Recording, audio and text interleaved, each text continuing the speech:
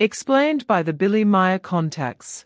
Mysteries, myths, legends, conspiracy theories, historical inaccuracies, and more. Compiled by David Chance, revised October 18, 2023.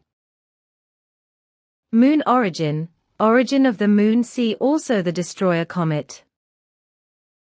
Contact Report 005.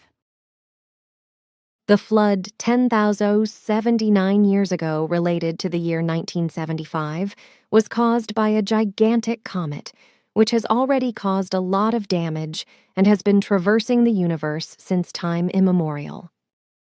We call it the destroyer, and we know that it has already been racing through outer space for millions of years. Sure, but I am not finished yet, because I want to tell you even more primordial things now. The prehistory of this comet so fateful for the Earth, which also brought the satellite, the Moon over here, the fragment of a small planet from a very distant solar system. The Earth's moon, which originates from a small planet 4.5 million years older than the Earth. It was millions of years ago. Deep in the unknown space, in a space-time shifted solar system of the Milky Way, a solitary star floated far away from the normal orbits of the satellites orbiting the Sun. It was a dark star, devoid of any life, very dangerous in its unpredictable path, into which it had been flung by an immense eruption of its original sun. This was when its original sun burst through all shaking explosions and, in its destruction, partially destroyed the satellites orbiting it or hurled them as dangerous projectiles into the dark space. The sun itself then collapsed into itself and tore a hole in the outer space. Its material pressed itself together with monstrous gavolt and was compressed into a small mass. While the sun, in its normal pulsating state, had a diameter of 11 million kilometers, it now shrank down to a concentration of only 4.2 kilometers. As a result, the material was compressed in such a way that a single cubic centimeter weighed several thousand tons. Since then, it has hovered in space as a dark, gaping hollow, which tears everything within millions of kilometers of its perimeter into itself, whatever it is capable of seizing, and what falls under its spell. The dark star, which got flung away by it at that time, got caught again in a neighboring solar system and orbited it in an unpredictable path. In the field of the force of the huge sun, it orbited the sun's satellites for many millennia, as well as the sun itself, testifying to the fact that it would sometime cause a catastrophe to fall upon the system. Yet still far away from the actual worlds, the dark planet, bare of any life, roamed through space. Powerfully and unapproachably, it drifted through the icy cold of the universe, as an outcast, as a wandering planet, as a stranger in a foreign system, dark, dangerous, and deadly. Within the hold of the far outstretched force arms of the sun, it came closer and closer over the course of thousands of years to the actual area of the system of satellites, which it had already been orbiting for such a long time at an ever-increasing speed. Imperceptibly, however, its course always became narrower and narrower, and year by year the extent of its danger grew. After the thousands of years, it then rushed suddenly and unexpectedly into the closest sphere of influence of the sun and its planets. Like a greedy monster, it emerged from the blackness of the universe and announced deadly destruction. Initially, it was only like a silhouette out of nowhere, but then it was recognized in a hazy and blurred way as a half-dark round disk. Now already illuminated by the reflecting rays of the sun, it approached the orbit of the outermost planet at tremendous speed. But it was still millions of units away from the actual hearth of the peaceful calm, which, though due to its gigantic size, It soon had to transform into a seething hell once it penetrated into the silence of this harmony. But still, some time went by at first, until the giant finally strayed from his path and had moved into the most dangerous proximity. Now already recognizable as a round sphere, the destroyer reflected the sunlight while dragging a fine veil of luminous particles behind it.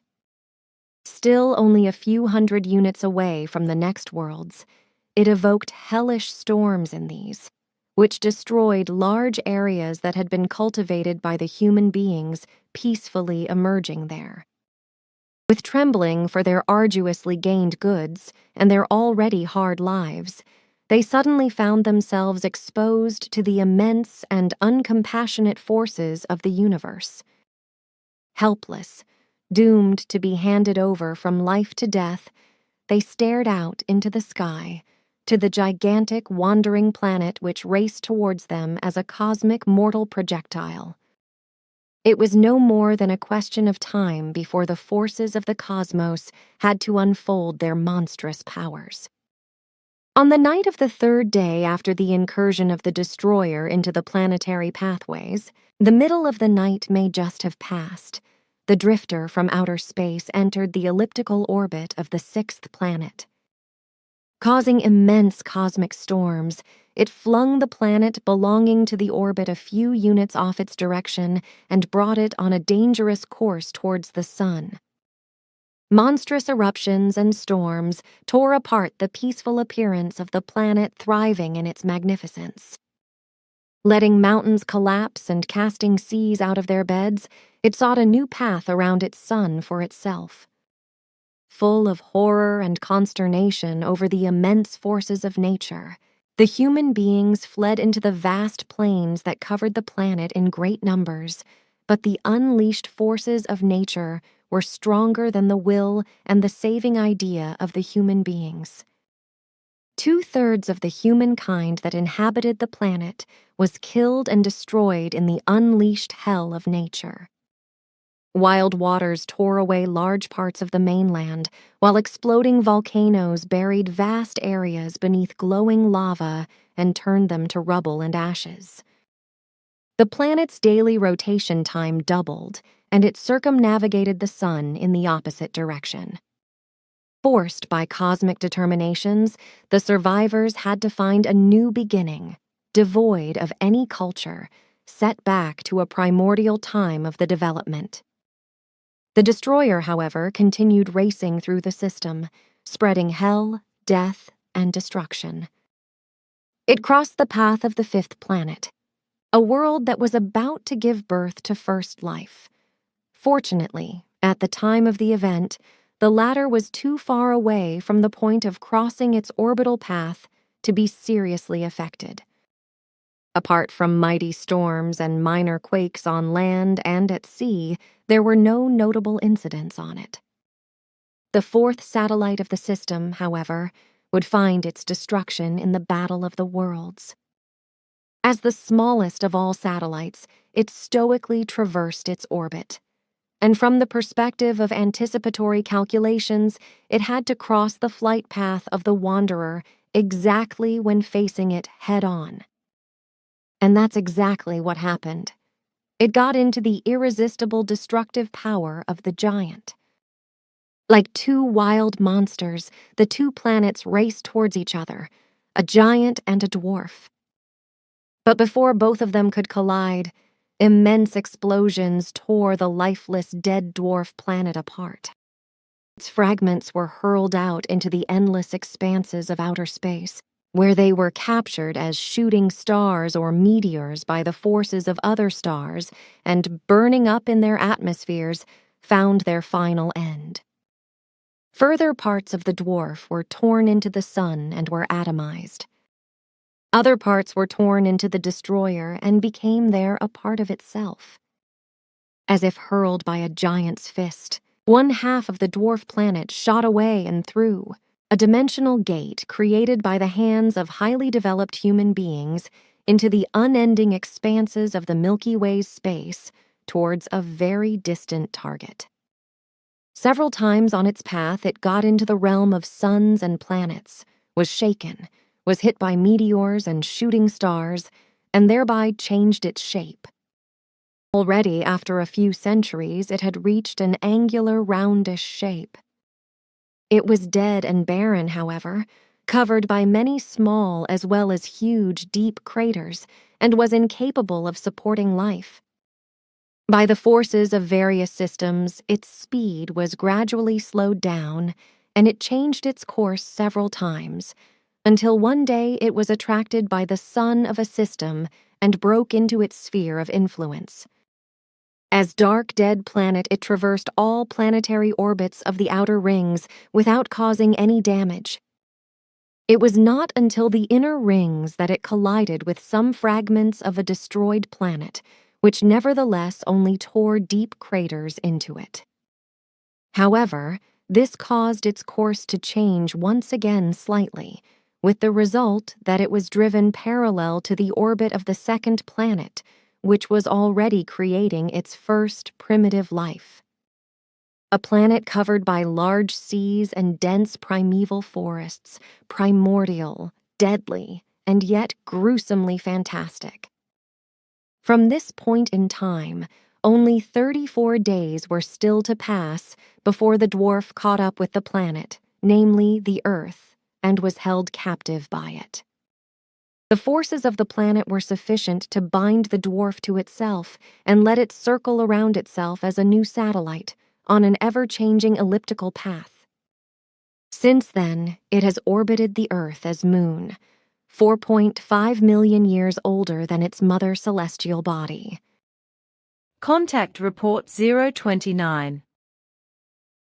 Millions of years ago, a giant dark star in another space-time configuration destroyed half a planetary system in many light-years distance from the earthly system. After the destruction of that distant system, the wanderer rushed out into the vastness of space, entered the space-time structure of the Milky Way of the Dern universe, and set course for Earth. By large and small planets and by the sun, it was forced into a new course, which consequently had to bring it again and again into the Sol system. Known as the Destroyer, it stubbornly followed its new course and over the course of millions of years created a firm path for itself.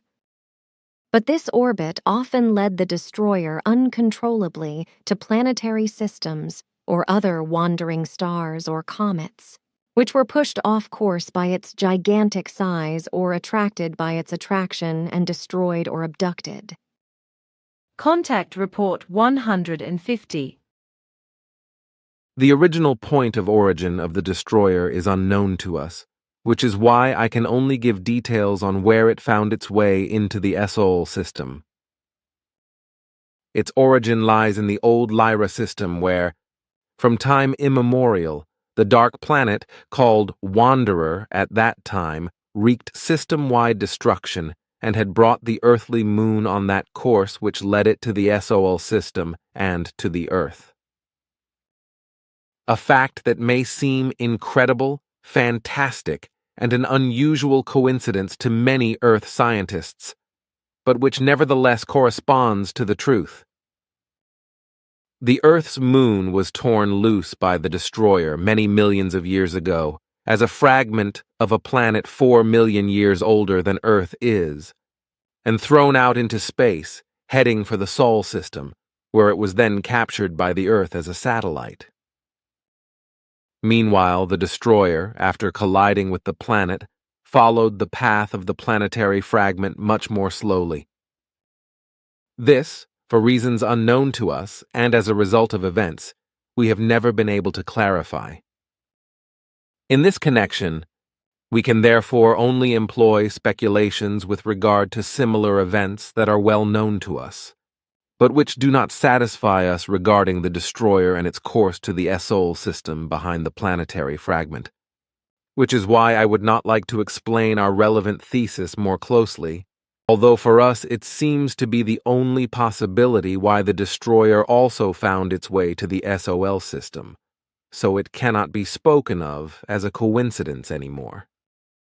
The Moon, the former planetary fragment, already joined the Earth as a satellite a few million years ago, while the much slower destroyer that followed it first entered the SOL system about 970,000 years ago, causing a tremendous Earth catastrophe. Contact Report 207. Today, I first have a question about your space-time configuration, which is practically another dimension, but which is equally directed to ours and, therefore, is equally material. Our universe is called the Dern universe. How is it with our dimension and your dimension? What do you call these? We denote your dimension with the term Goran, while we call ours Cirrus. Aha, and these two dimensions, respectively, these two different space-time configurations, are materially identical in their build-up and existence. That is of correctness. And as it stands with the destroyer, then, it would also have to consist of matter, as this is also existent in our space-time configuration, right? That is also of correctness. Then another question with regard to Earth's moon. For some time, scientists have maintained that the Earth's moon had its origin in or from the Earth.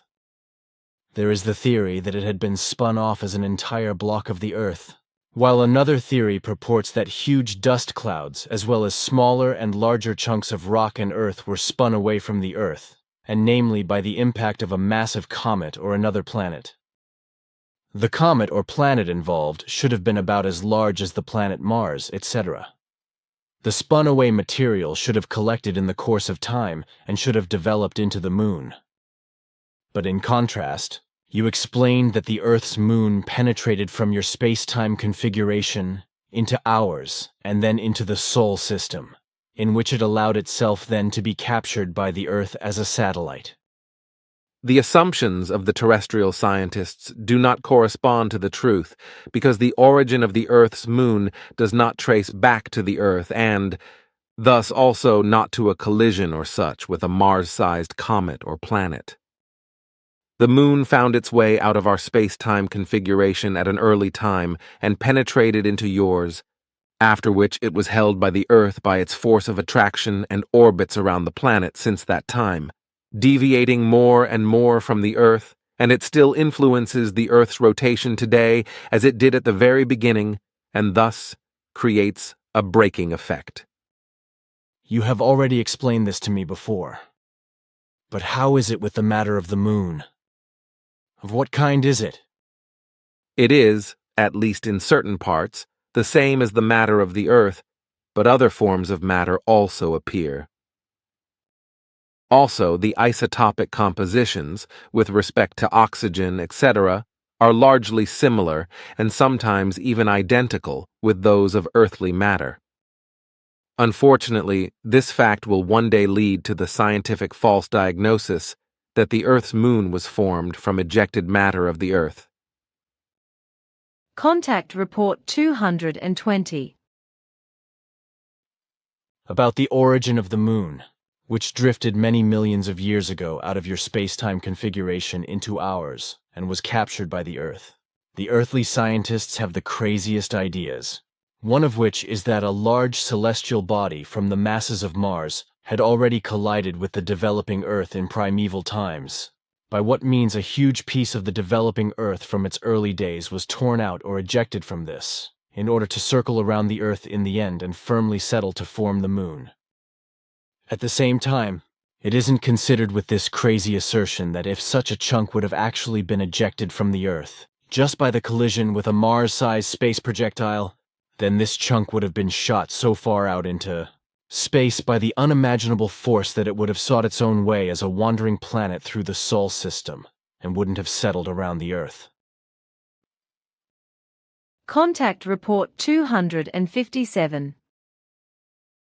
Sim Yase told me pretty much at the beginning of our contacts that the destroyer has been doing his mischief in our solar system since time immemorial and destroyed about 22 million years ago or so old homeworlds of the Lyrans.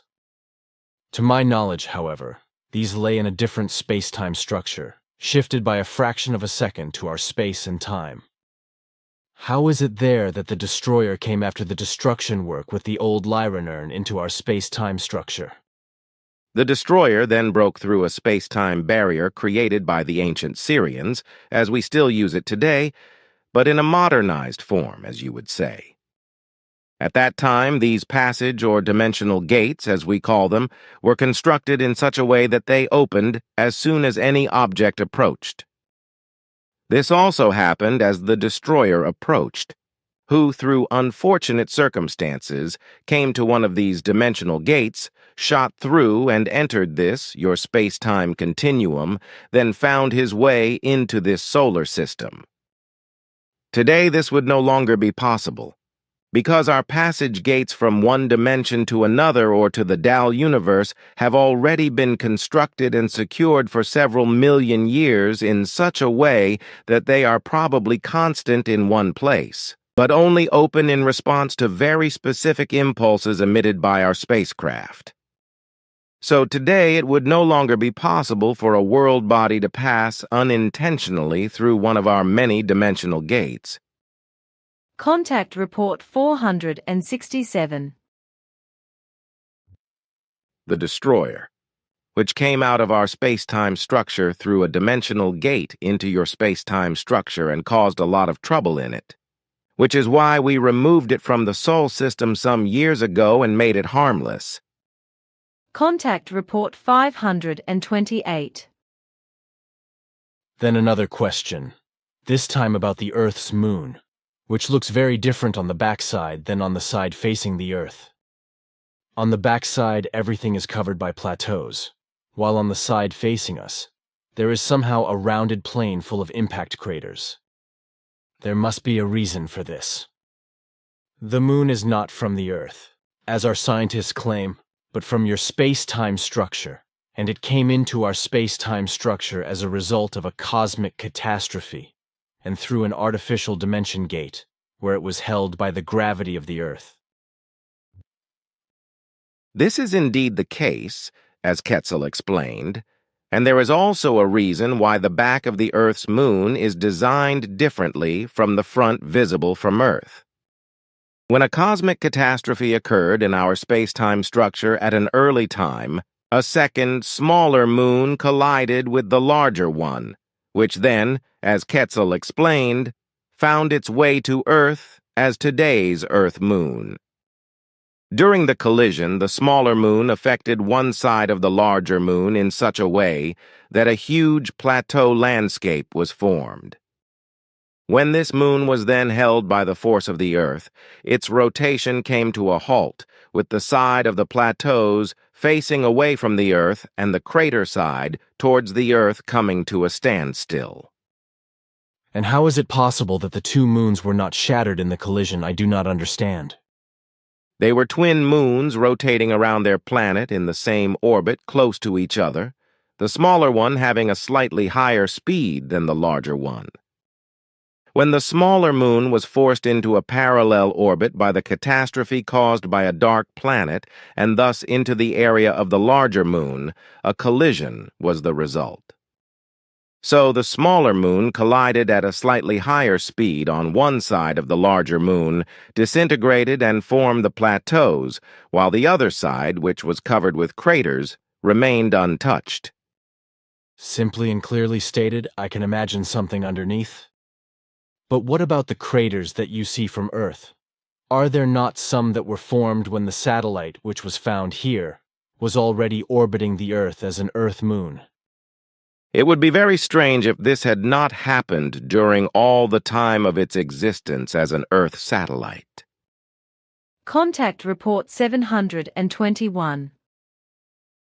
And the fact that we also brought this teaching to Earth at an early time was due to the fact that our ancestors discovered a natural dimensional gate 22 million years ago by chance, which is located here in the Dern universe about 120 light-years beyond the Pleiades stars known to you. The dimensional gateway was discovered because a moon from our Ankar universe that had drifted from an exploded planet entered the Dern universe through this dimensional gateway, which our ancestors investigated and then found to be Earth's satellite. Contact Report 838. I think you mean our Earth-Moon, which our clever astronomers, etc., still claim emerged from the Earth when a huge space projectile crashed into the Earth, and consequently this then created the Moon. No moon of the planets of this solar system is created in this manner. Universally, I am referring to all 7 universes of the image of the creation in which we exist in one.